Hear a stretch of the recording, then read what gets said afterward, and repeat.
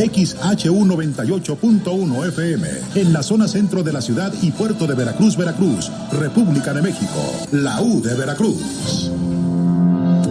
Continuamos en Confianza con Ivonne Pacheco. Habitualmente no se piensa en los libros de cocina como en estos libros heredados por las abuelas, las tías o los grandes cocineros, donde nos indican como paso a paso. Sin embargo, si vemos como desde una visión más amplia, nos damos cuenta que la literatura y la comida van de la mano en el sentido de que recrean la experiencia humana. ¿A qué me refiero?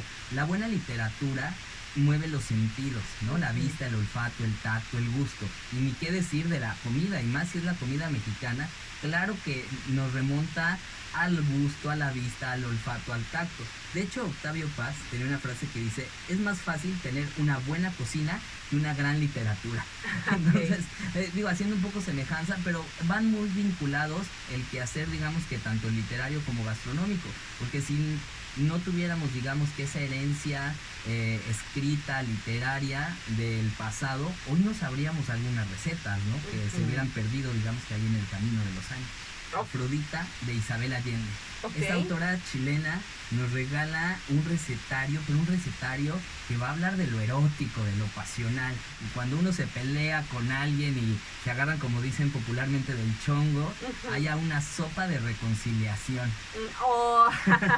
¿Te imaginas qué podría llevar una sopa de reconciliación? Isabel Allende nos dice, a través de Afrodita, que lleva 2 tazas de caldo de carne, pollo, verduras, 1 taza de champiñones, 1 taza de tocino, 1 diente de ajo, 3 cucharadas de aceite de oliva, 1 cucharada de aceite trufado, 2 cucharadas de crema agria, sal y pimienta. Con esta sopa no es cosa del azar, sino la necesidad de volver al ser amado lo que te va a hacer unir. Es un afrodisíaco prácticamente infalible para hacer las paces y además sin humillarte demasiado. Lo que está hecho con las manos, la comida al final de cuentas es artesanía, ¿no? Tienes que picar la cebolla, tienes que poner a hervir el agua para las verduras, ¿no? Implica un quehacer, y lo que nos mueve dentro, ¿no? Lo que hace la fuerza de esa entraña, pues es el mayor acto de amor, ¿no? Como escribir. Cuando uno escribe con el lápiz, conecta el corazón con la cabeza, pues de esa misma manera, hacer un buen plato, quieres agasajar a quienes se sienten en tu mesa. Correcto. Mi mamá siempre, en casa, para los que nos están escuchando, mi abuelo fue panadero. Y mi mamá decía que cómo se arrepiente de no haber escuchado a su papá, a mi abuelo, porque ella andaba dispersa en otras cosas, ¿no? Pero decía que pues, él sabía hacer el pan artesanal, este pan que no llevaba la yema seca, sino que era de verdad, y había que batir, y había que meter las hogazas a los hornos con leña y las palas de madera. Entonces, esos secretos, digamos que en este caso, pues se los llevó mi abuelo a la tumba, y lastimosamente no aprendimos, ¿no? Claro. Este es un libro que nos va a remontar a algunos platillos favoritos. Y yo te diría, ¿qué podrías pensar cuando te sirven un plato de sopa de fideo a tu mesa? Pues podrías decir, no sé, ¿qué te viene a la mente? Familia, ¿no? Incluso, ¿sabes qué? En mi caso, días nublados, días melancólicos, donde necesitas como que ese apapachito, ¿no? Pues así es una novela que se llama Como agua para chocolate. Es una novela llena de apapachos, la escribe Laura Esquivel en 1989, y Como agua para chocolate era una novela que salió publicada en fascículos, en un periódico de circulación nacional, pero fue tanto su impacto que, al término, digamos que de esos fascículos mensuales, Laura decide juntarlas y nos narra la historia de Tita, una joven que no puede casarse debido a la tradición familiar que dice que la hija más chica debe cuidar a su mamá hasta su muerte. Entonces Tita vive condenada a estar pendiente de su mamá mientras ve que todas sus hermanas y su familia se realiza. Pero el gran encanto que tiene Tita es que ella hace una unión con la comida. Entonces ella va vinculando sus emociones y sus sentires con lo que hace. La cocina de Tita se vuelve un laboratorio mágico, como un cuarto de hechicería, donde poniendo los ingredientes perfectos, si ella está enojada va a transmitir ese enojo, si ella está triste va a transmitir esa tristeza, pero también si está feliz va a lograr que todos. Y es allí donde también la cocina es un arma de poder en la literatura, porque a partir de allí puede dominar y hacer. Marzo es el mes que me encanta a mí del platillo de los de Tita. Les voy a compartir la receta para hacer codornices en pétalos de rosa. Nada más, algo sencillo. Sí. Son 12 rosas, de preferencia rojas, 12 castañas, 2 cucharadas de mantequilla, 2 cucharadas de fécula de maíz, 2 gotas de esencia de rosas, 2 cucharadas de anís, 2 cucharadas de ajo, 2 dientes de ajo, 6 codornices y una pitaya. ¿Quién no caería también con este bello plato de codornices con pétalos de rosa? Si alguien lo ha probado, por favor, cuéntenos su experiencia. Sí, oye, quien de verdad fue una leyenda por su personalidad fue un chef que quizás te suene el nombre, que se llama Anthony Bourdain. Claro. Anthony Bourdain es, digamos, que la figura del chef por autonomacia, digamos, que del siglo XX, ¿no? Este personaje, digamos, que loco, intrépido, viajero, trovador, que pasó desde los restaurantes más sencillos hasta los de estrella Michelin, sí, que en la década del 2000 empezó a tener programas con National Geographic y con algunas cadenas importantes de viajes, mandándolo a él por el mundo y descubriendo sabores, ¿no? Es este chef que quizás lo tenemos en el inconsciente colectivo como muy delgado, canoso, siempre fumando con su filipina, que recorrió Tailandia, que recorrió Marruecos, que recorría Italia, Francia. Y que te voy a decir algo, aquí México era uno de sus países favoritos por la gastronomía.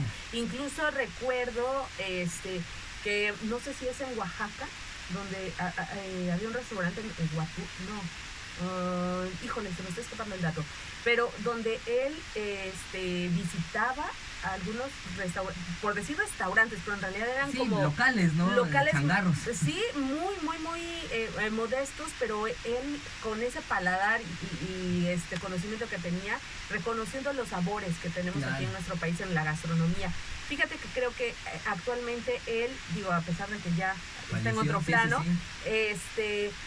Es una referencia muy actual de la gastronomía, ¿no? Y claro, y donde se junta esta ficción literaria, ¿no? Del personaje que él era, porque escribía y relataba esas notas de viajes, sí, con esta parte pues de sazón gastronómica. Yo tuve oportunidad de conocer de lejos cuando grabó un capítulo en Tepito. Okay. En Tepito, en la Ciudad de México, que es esta zona donde hay mucho comercio, hay un platillo típico que se llaman las migas. Las migas se hacen con los bolillos, con el migajón, con carne de res muy condimentada y huesos de res. Es un plato, digamos, que originalmente planteado para la gente muy humilde, que con eso pues satisfaces y llenas el estómago, pero él fue a probar las famosísimas migas de la Güera, que están ahí en Tepito y que son, pues, a partir de él, un referente obligado de la cultura gastronómica local.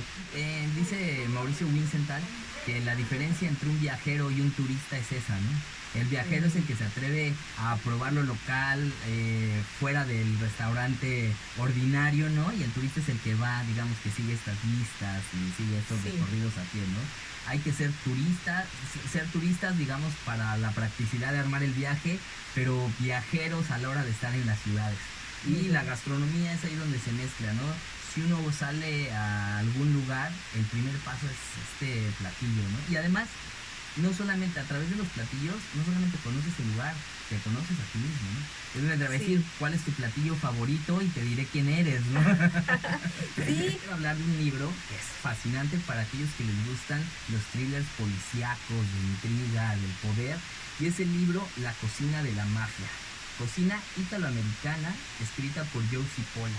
Okay. ¿Quién es Joe Cipolla? Bueno, si nos remontamos a la primera escena de la película El Padrino, inicia con un festín, ¿no? Con una fiesta porque se casa la hija del padrino y hay una tremenda comilona italiana con vino, postres, tal.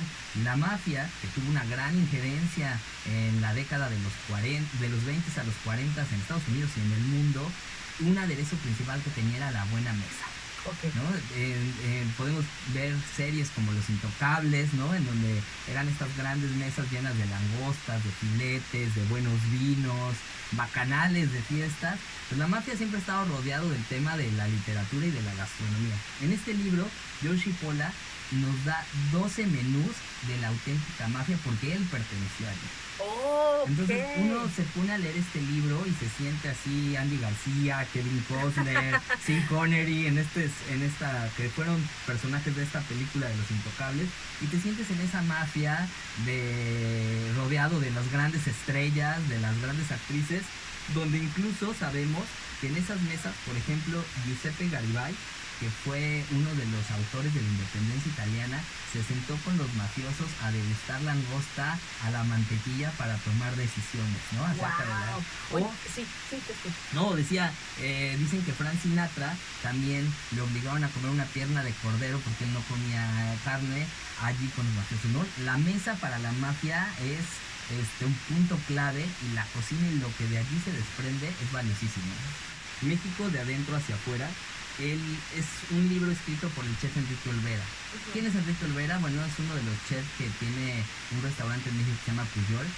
Él es muy famoso, es un chef, digamos, que de mucha controversia porque es el top, digamos, muchas revistas lo señalan como el top. El Puyol es un restaurante que tienes que hacer larga lista de espera para poder ir en la Ciudad de México. Tiene un mole ancestral que lleva años añejado, tiene platillos, digamos, que de esta nueva fusión mexicana contemporánea, hace propuestas muy interesantes, y en este libro, México de adentro hacia afuera, es un libro, digamos, muy minimalista a la vista. Es un libro no cargado como... Porque tú piensas en comida mexicana y enseguida te vas como a esa imagen poblana, ¿no? De Talavera, el chile, el mole. Este es un libro, digamos, más limpio, digamos, donde vienen algunos de sus principales platillos. Y es la llamada Tacopedia. Si escucharon bien, auditorio, así como la enciclopedia tiene los datos duros de la vida, la enciclopedia británica, esta Tacopedia mexicana reúne a casi 19 tipos de principales tacos. Wow. Desde el taco de carnitas, tripas, suadero, longaniza, campechano. Ellos hacen un recorrido, el equipo de Editorial 13 hace un recorrido por las principales taquerías de la Ciudad de México y de los estados de la República, en donde hay mejores tortillas, salsas, gustos. Y bueno, o sea, uno quiere de verdad, abre la página 1 y está saboreando ese taquito de tripa, es doradita. XEU 98.1 FM